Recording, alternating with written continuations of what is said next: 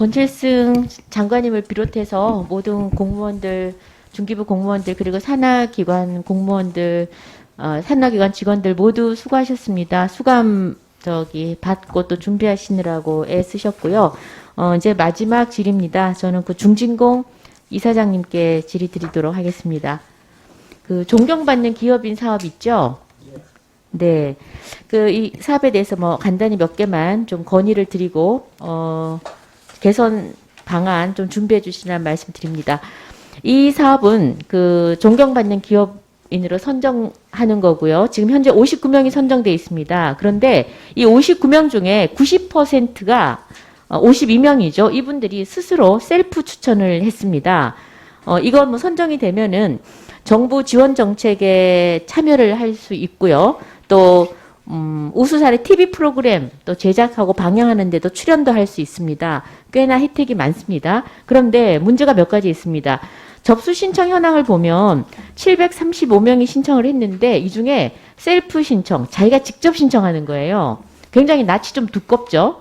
그래서 67%가 직접 신청을 합니다. 그리고 선정 과정을 보면요. 서면 평가, 현장 평가, 평판 검증 등등이 있는데 현장 평가의 경우에 그 회사의 임직원 인터뷰를 통해서 합니다. 근데 어떻게 임직원 인터뷰를 하는데 과연 그 사장님에 대해서 험담을 할 수 있겠습니까? 이 방법도 조금 옳지는 않은 것 같습니다.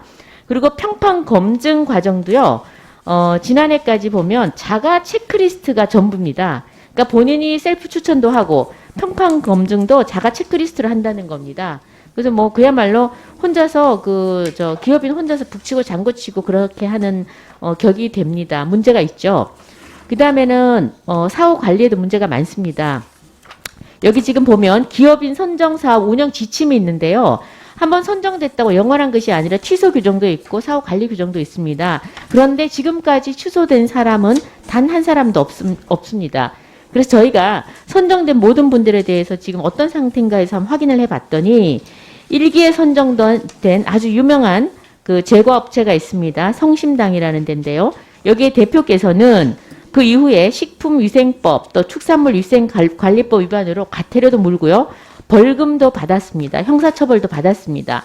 그런데 선정이 취소되기는커녕 오히려 존경받는 기업인 심사위원으로 발탁이 됐습니다. 그런데 이 규정을 보면요. 형사처분을 받은 경우는 취소하게 돼 있습니다.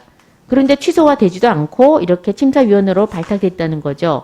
그 다음에 또 여행박사라는 그 업체 기업인도 본인이 그 기업인 회사가 인수되고 난 다음에 신임 대표로 바뀌고 바로 10명을 제외하고 250명의 직원을 한 번에 잘랐습니다. 이것도 취소 사유에 자세히 읽어보면 해당이 됩니다. 그래서 이렇게 존경받는 기업인의 내용을 좀 들여다보면 굉장히 취소를 해야 될 사유들이 많습니다. 그래서 이사장님, 네. 지금 기업인들 그래도 정부에서 하는 사업인데 공공기관에서 하는 사업인데요. 이렇게 존경받는 기업인 자격이 전혀 없는 사람을 계속 유지하고 있는 것은 맞지 않는 것 같습니다. 그래서 한번 다시 살펴봐 주시기를 바랍니다.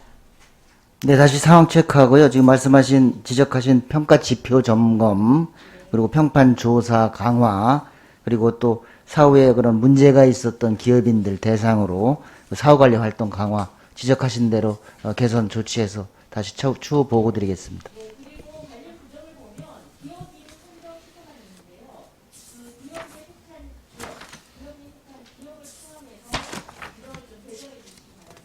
네, 알겠습니다.